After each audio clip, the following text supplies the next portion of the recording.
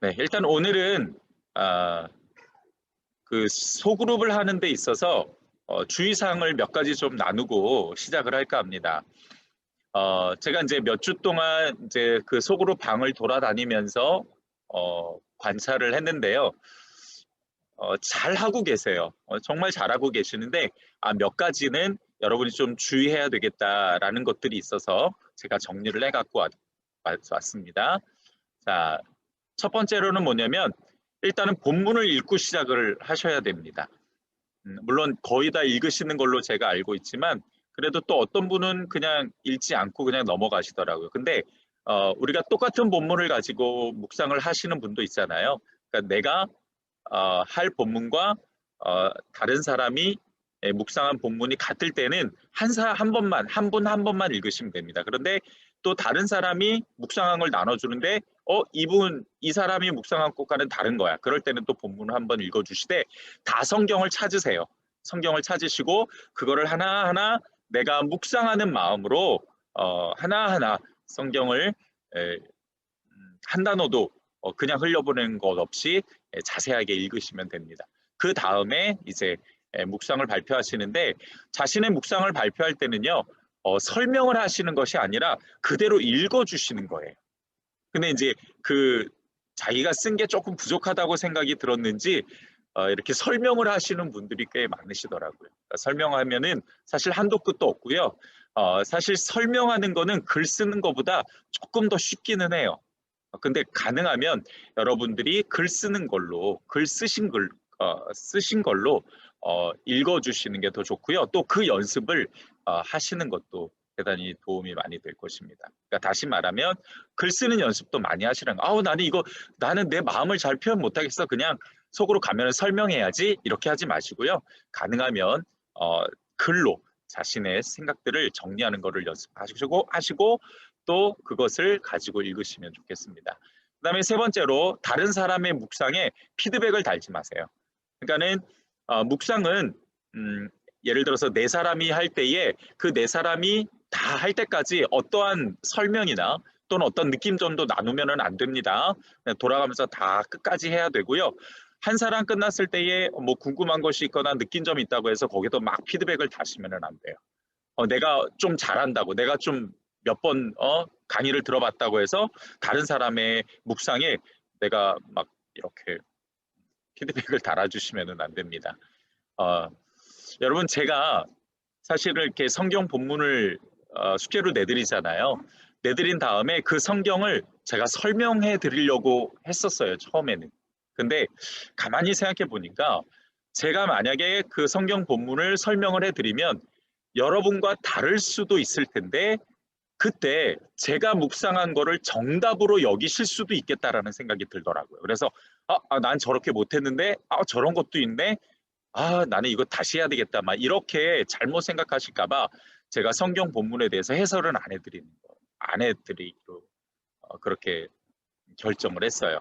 그래서 다른 어, 음, 그 성경에 대해서 제가 내드리는 숙제에 대해서 앞으로도 이제 설명은 안 해드릴 거고 여러분이 묵상하시고 하나님의 음성을 들은 그것이 정답이고 그것이 하나님의 음성이니까 자신감을 가지고 어, 그 묵상에 대해서 여러분이 삶에서 순종하실 수 있도록 노력해 주셨으면 좋겠습니다. 그 다음에 네 번째로 묵상 나눔이 모두 끝난 후에 그때는 묵상하면서 느낀 점을 나눠주세요. 앞서 3번에서 피드백 달지 말라 그랬는데 뭐 이거는 잘했다 못했다 막 같은 성도끼리 뭐 이거는 이렇게 하는 거다라고 가르쳐 주시지 말고요. 그냥 여러분 개인적인 걸로 여러분이 묵상이 끝난 다음에는 모두가 다 발표가 끝난 다음에는 나는 묵상하면서 이런 것들을 느꼈다. 나는 묵상하면서 이런 어려움이 있었다. 이런 것들은 또 잘 되더라. 뭐 이런 느낀 점들을 나눠주셨으면 좋겠습니다. 그 다음에 다섯 번째로 시간이 좀 빡빡하긴 하지만 그래도 묵상 나눔이 끝난 후에는 서로 중보하면서 기도해 주셔야 돼요. 항상 우리는 기도로 시작해서 기도로 끝나는 거 아시죠? 그러니까 서로를 위해서 기도해 주시는데 나를 제외한 다른 분이 그 말씀 묵상을 통해서 하나님을 더 깊이 만날 수 있도록 더 나아가서 삶의 적용해 갈 수 있도록 도와달라고 서로를 위해서 중보해 주시는 거 잊으시면 안 됩니다.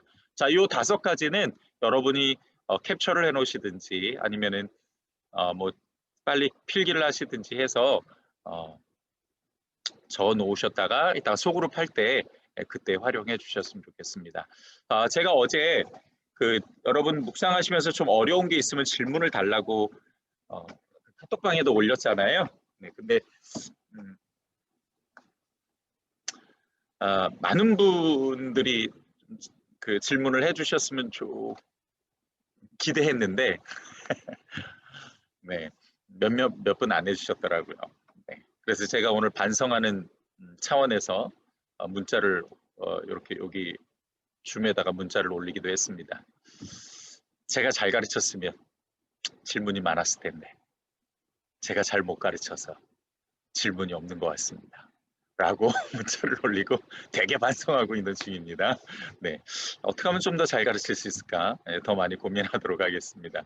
자, 그 가운데서 또 몇 가지 질문을 또 감사하게 해주셨는데요. 한번 좀 나눠보도록 하죠. 첫 번째, 말씀이 얼른 눈에 들어오지 않아요.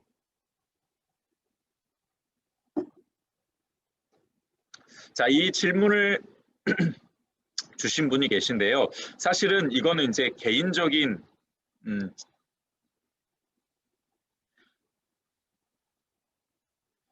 개인적인 질문이라 사실은 제가 그 분의 상황을 좀 더 파악하고 그 다음에 대답을 드려야 되는데 그러지 못해서 조금 아쉬움이 있지만 제가 최대한 설명을 좀 해드리면 여러분이 그 말씀이 얼른 눈에 들어오지 않는 이유는 몇 가지가 있어요. 몇 가지가 있는데 일단 첫 번째로는 뭐냐면 개역 개정판이나 또는 개역 한글판으로 성경을 보실 때에는 문법이 굉장히 어렵기 때문에 눈에 잘 들어오지 않아요. 그래서 일단 여러분이 읽고 계신 성경이 어떤 버전인지를 확인하시고 여기 지금 제가 PPT에 띄워놓은 것처럼 현대인의 성경을 보시면 좀 더 이해하기 쉽습니다. 자, 근데 현대인의 성경을 읽어도 도저히 나는 모르겠다라고 생각하시는 그러신 분도 있잖아요. 여러분 지금요. 우리 기독교 서점 가면은요. 성경을 이해할 수 있는 도움 서적들이 정말 많아요. 근데 많다고 그거를 그냥 무조건 다 이렇게 섭렵하시면 안 되고 우리가 분별해서 읽는 것도 되게 중요한데 자 일단은 여러분이 그 성경이 너무 어렵다라고 느껴질 때는 만화 성경을 좀 이용하셔도 좋아요. 무슨 또 만화야 라고 생각하실지 모르지만 여러분 그 만화 성경에는 그림으로 다 표현되어 있단 말이에요. 그러니까 글로 표현할 수 없는 글로 나타낼 수 없는 것들을 그림으로 보면은요 굉장히 이해가 빠릅니다. 그래서 만화 성경은 여러 가지가 있어요. 여러 가지가 있기 때문에 제가 어떤 걸 보시라라고 말씀드릴 수는 없고 여러분이 직접 서점에 가셔가지고 그러니까 그 기독교 백화점에 가셔가지고 만화 성경들을 쭉 보시면서 자신한테 맞는 것들을 찾아서 읽으시면 됩니다. 그래서 이 만화 성경을 보셔도 좋고 아니면은 또 하나 이제 소개해 드리고 싶은 게 뭐냐면 그 CBS에서 성경 전집으로 해서 그 영화를 CD로 만든 게 있어요. 그러니까 어디서 만든지는 저도 모르겠는데 그 당시 어떤 그 성경이 그러니까 예수님 구약은 구약 신약은 신약 때의 그 현장들을 잘 고증해 가지고 이 영화를 구약부터 신약까지 다 만든 게 있어요. 굉장히 많죠. CD가 제 기억으로는 50개도 넘었던 것 같아요. 어쨌든 그 CBS에서 그거를 예전에 방영도 해줬거든요. 그러니까 그거를 CD로 만들었더라고요. 그러니까 만화도 사실 좀 어렵다라고 느껴지시는 분들은 그런 영상들을 통해서 좀 더 쉽게 성경에 접근하실 수가 있습니다. 우리 지금 우리 주변에는요, 여러분 성경을 묵상하는 데 필요한 자료들이 정말 많아요. 그래서 어느 때보다도 이 성경 묵상을 어렵지 않게 할 수 있는 환경이 조성되었습니다. 그런 환경들을 여러분께서 잘 이용하시는 것도 굉장히 좋은 것 같습니다. 자, 그렇게 일단은 다시 정리해 보면 첫 번째로 여러분이 읽고 있으신 성경 버전을 좀 확인하시고 개역 개정이나 개역 한글판이라면 현대인의 성경을 추천을 해드리고 나는 성경은 이해 가는데 좀 더 깊이 보고 싶다라고 생각하시는 분들은요, 새 번역이 있어요. 새 번역, 표준 새 번역이 처음에는 표준 새 번역인데 나중에는 그냥 새 번역으로 이렇게 이름이 바뀌었더라고요. 그 새 번역은 가장 성경에 가깝게 해석된 우리나라에서 우리나라 언어로 해석된 성경입니다. 그래서 읽다 보면은요, 지금 우리가 갖고 있는 개역 개정 한글판이랑 많이 달라요. 그만큼 원어에 가깝게 해석되었기 때문에 우리가 성경 연구하는데도 좀 도움이 많이 됩니다. 그리고 꼭 반드시 사전을 준비하셔가지고 여러분이 성경을 읽다가 모르는 단어나 또 조금 더 깊이 알고 싶다라는 것이 있으면 꼭 사전을 통해서 확인하실 수 있도록 그렇게 하셨으면 좋겠습니다. 자, 그 다음에 또 이런 질문이 있었어요. 성경책 단락을 어떻게 정해야 될까요? 라는 질문이 있었는데 이거는 이제 우리가 정해진 본문 안에서의 단락을 어떻게 나누느냐의 질문이 아니라 이제 그 성경을 그냥 자신이 어느 정도 단락을 이렇게 딱 쪼개서 그 안에서 이제 연구를 하시고자 하는 분의 질문인 거예요. 그러니까 우리가 이제 어떤 누가 본문을 정해주는 게 아니라 내가 본문을 정해야 된다라고 생각했을 때 과연 어느 본문을 내가 어떻게 이거를 정해야 되냐 단락을 그런 질문인 거죠. 그거는요, 여러분이 성경을 읽으시다 보면은 적절한 양이 눈에 보여요. 그러니까 요 정도 쪼개면 되겠다라고 이제 그것이 감으로 오는데 그것도 사실 어렵게 느껴질 때는 20절 이하로 하시면 좋습니다. 왜 20절이냐면 사실 여러분 묵상해 보시면 알겠지만은 20절이면 사실 어마어마 긴 거예요. 그거 한 구절 한 구절 한 단어 한 단어 우리가 깊이 연구하고 생각하고 묵상하다 보면은 사실 어렵다라고 느껴질 정도로 20절이 절대 짧지 않다는 얘기죠. 그래도 여러분이 스스로 단락을 그러니까 본문을 정하실 때는 요 20절 이하 정도로 해서 하시는 게 좋고 이 20절도 나는 길게 느껴진다라고 했을 때는 좀 더 짧게 뭐 15절 정도 그렇게 사이로 여러분이 결정을 하시면 될 것 같습니다. 사실 어느 성경이 좋다라고 일반적으로 여러분에게 소개해 드릴 수는 없어요. 성경 66권 중에서 여러분의 신앙 수준이나 또는 여러분들의 영적 필요에 따라서 성경은 다 달라요. 그러니까 어느 성경을 묵상하면 좋을지가 다 다르다라는 거죠. 그러니까 만약에 여러분이 나는 어떤 성경을 좀 묵상하면 좋을지 저의 어떤 소견을 저의 의견을 들으시고 싶으시면 질문을 주셔도 좋아요. 목사님, 저는 지금 이런 상황에서 여기에 관심이 많고 또 이런 말씀을 한번 묵상해 보고 싶습니다. 이런 주제의 말씀 묵상해 보고 싶습니다라고 생각이 드신다면 저한테 말씀을 해주시면 제가 또 거기에 맞춰서 여러분에게 성경을 소개해 드리도록 그렇게 하겠습니다. 자, 그 다음에 또 이런 질문도 있었어요. 내 묵상이 제대로 한 건지 모르겠어요. 아마 이 질문은 대부분 다 가지고 계실 거예요. 대부분. 근데 저도 그랬으니까. 하도 불안해가지고 저는 확인 작업이 예전에는 이거 내 묵상이 맞는지 확인하는 작업이 묵상한 것보다 몇 배 더 시간을 들였던 기억도 있습니다. 왜냐하면 저는 사실 뭐 목사이기도 하고 또 예전 뭐 평신도 때부터 제가 묵상을 해오기는 했지만 그때도 이거 내가 잘한 건가? 이거 어떻게 확인을 해야 되지? 막 그 자료를 찾는데 상당히 시간을 많이 보냈어요. 그러니까 저도 역시 마찬가지로 동일한 질문을 가졌었는데 결국 이렇게 쭉 제가 지금까지 수십 년을 묵상해 오면서 느끼는 거는 뭐냐면 내 안에 계신 성령님을 신뢰하라는 거예요. 내 안에 계신 성령님을 신뢰하라. 물론 여러분들이 너무 의심이 들 때는 여러분의 영적 지도자를 찾아가시면 됩니다. 찾아가셔서 목사님, 제가 이 성경을 이렇게 이해를 했는데 이거 괜찮은 거냐? 라고 이렇게 물으시면 웬만하면 다 잘 대답해 주실 거예요. 그 정도 분별력들은 다 갖고 계시니까 영적 지도자들은 그렇게 확인을 하시면 좋겠고, 또 앞서 말씀드렸듯이 일단 여러분 안에 계신 성령님께서 여러분에게 말씀하신 것에 대해서 불안해하실 필요 없어요. 그리고 또 한 가지는 성경은, 그러니까 예전에 신학자들은 성경은 성경으로 해석한다라는 이야기를 했거든요. 이게 무슨 뜻이냐면 만약에 구약 성경에 어떠한 주제가 있었다. 그리고 또 그 부분에 대해서 내가 묵상을 해서 어떤 결론이 나왔다. 근데 이게 맞는 걸까라고 이제 궁금하잖아요. 그러면 나중에 다른 구약 성경이나 또는 신약 성경에 비슷한 주제의 본문이 나올 때가 있어요. 네.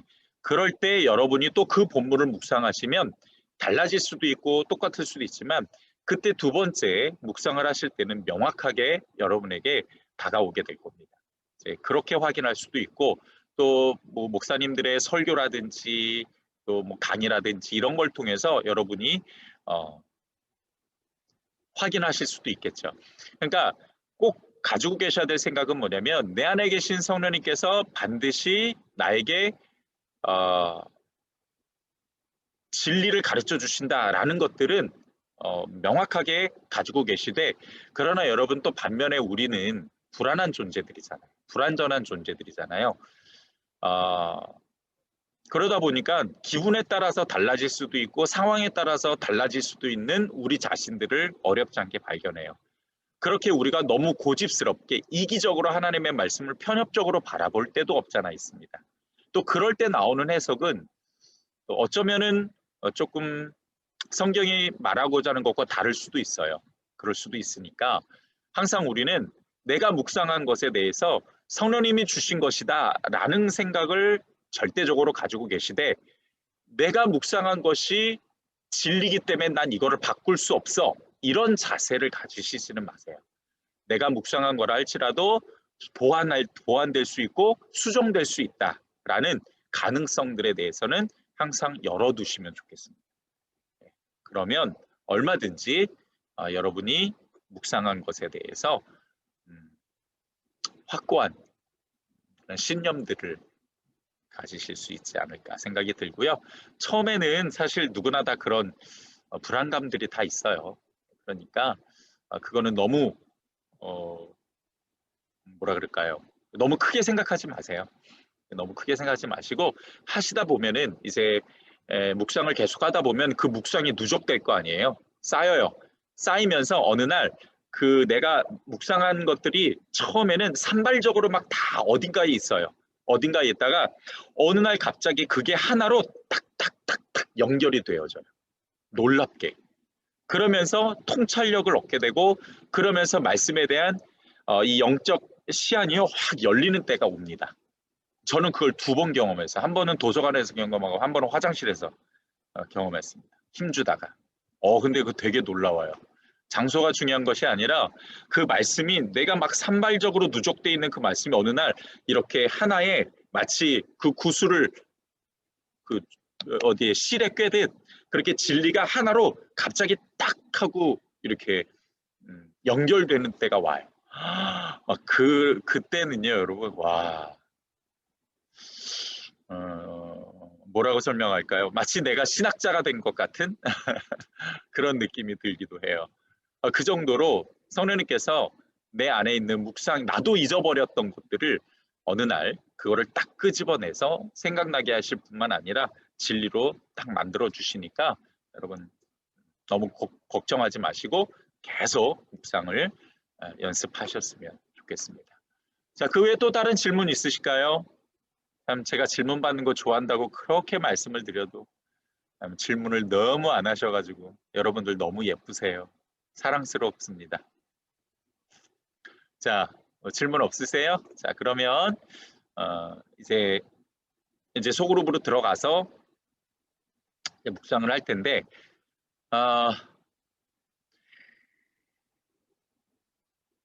다른 본문을 제가 내드렸어요. 그죠? 그러니까 똑같은 본문 하나 딱 해놓고서 다 같이 하는 게 아니라 다른 본문도 여러분께 내드렸고, 그 다른 본문을 하시는 분도 있으시단 말이죠. 그런데 다 좋아요. 만약 그 소그룹의 묵상 본문이 다 다르거나 다 같아도 괜찮고요. 다 다르면 다른 대로, 또 같으면 같은 대로 또 은혜가 있으니까 여러분 그 부분에 대해서는 마음을 좀 열어두시고 같이 하셨으면 좋겠고요. 내가 묵상한 본문이 아니네 라고 생각하시고서는 그냥 소홀하게 듣지 마시고 처음 본문 읽을 때 앞서 말씀드렸듯이 내가 묵상하는 것처럼 좀 찬찬히 본문을 잘 보시고 이렇게 묵상을 했구나 라고 묵상하신 분의 발표를 들어주시면 좋을 것 같습니다. 자, 그러면 이제 소그룹으로 나눠서 진행하도록 하겠습니다.